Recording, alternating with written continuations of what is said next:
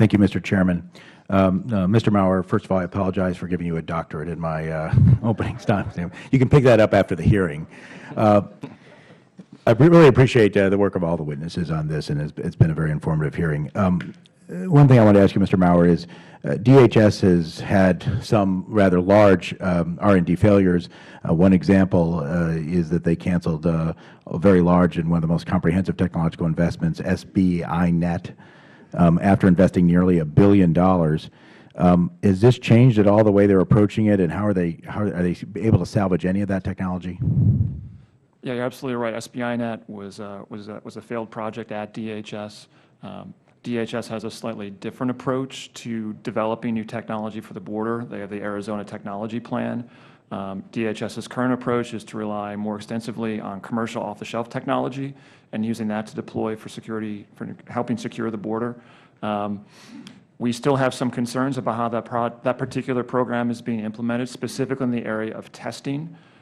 We've issued reports and we've testified previously that we don't believe that the amount of testing that's going to be done for the Arizona Technology Plan is sufficient. That was one of the root causes of the problems that plagued SBInet. So our hope is that DHS will take us up and adopt our recommendation.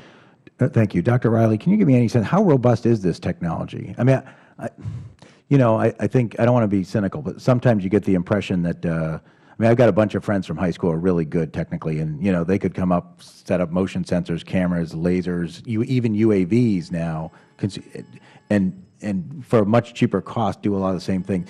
Tell me I'm wrong. The technologies are good and mature. I think one of the areas where DHS and frankly many government agencies struggles is kind of the tooth to tail. Where do you have the people to back up and integrate with the technology to make the most and best effective use of it?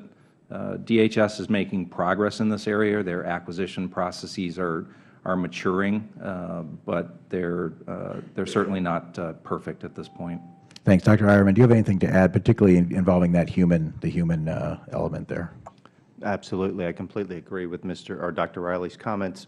We worked on an evaluation of a technology for biometric identification at the airports. The technology was quite ready. It was off the shelf.